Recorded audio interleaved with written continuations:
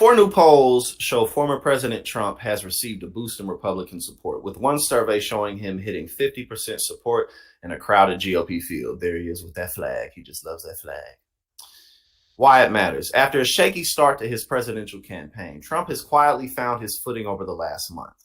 His visit to the derailment site in East Palestine, Ohio, ahead of President Biden and Transportation Secretary Pete Buttigieg, showed off a touch of empathy, at least by Trump standards.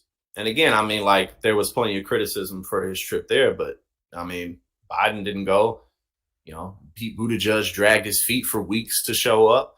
And, I mean, hey, at the end of the day, what are you really going to say? If Trump continues to do stuff like this, and you already know he's going to be delivering those haymakers for anybody who challenges him. So, this thing, these rich liberal pundits and even richer conservative pundits and party activists saying like, oh, the Republican Party is ready to move on from Donald Trump. Like, no, they're not. What the fuck are you talking about? That is not the case.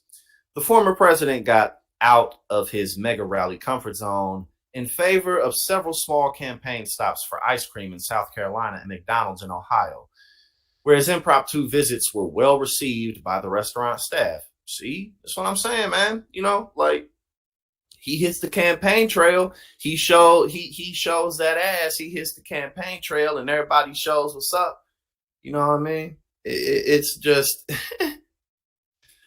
oh no, facts, Luke. Facts. I mean, like, hey, there is a good chance that he may not even announce at all. You know what I'm saying? Like, let's not be so certain that he's absolutely going to dive headfirst into this race, because he has plenty of time ahead of him, does he not?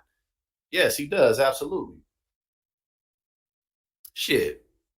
Ron DeSantis could be in politics for another 40 years.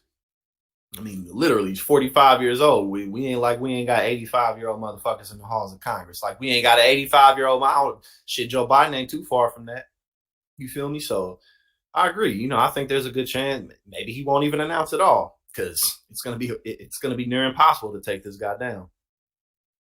All right, so let's look at some of these recent polls. A new Emerson poll found Trump with a 30-point lead, 55% to 25%, against Florida Governor Ron DeSantis, up from a 26-point lead, 55% to 29% over DeSantis, from a previous poll in January from Emerson.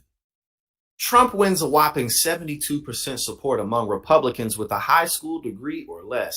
Emerson's poll also found Trump leading Biden 46% to 42%. DeSantis trailed Biden 44% to 40%.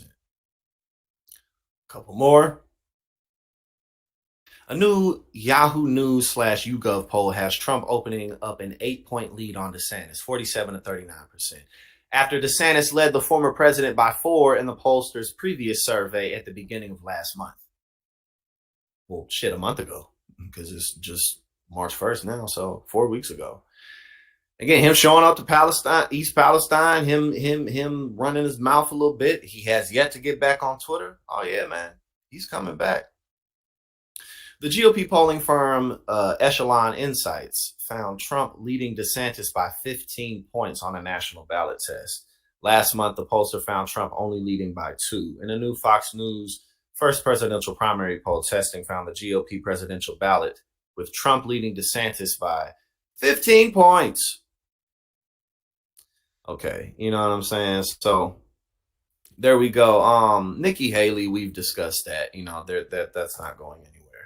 So there's really not much else to say. I don't really want to repeat myself with that. I'm sure y'all have heard, not just me, but plenty of other people say what we got to say about Nikki Haley. Ron DeSantis has yet to enter the race. Thus far, it is the Donald Trump show. Mike Pence, who went on to CNBC and discussed for 5.5 minutes nonstop about how we absolutely must cut Social Security and Medicare. When I look at my new granddaughters, I look at their face and I think, oh, they're going to be, I mean, he said some bullshit along those lines. Like he's got new granddaughters. And when I look at their face, I think about all of this trillions of dollars of debt that the United States has accrued over time because of these left-wing Democratic policies.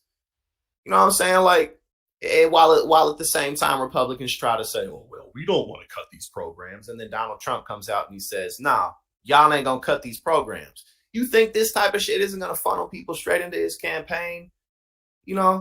These dumb motherfuckers going on television, talking about we must do things that are incredibly unpopular with the American public, even Republicans. Don't nobody want motherfuckers to cut Medicare, Social Security. Are you crazy?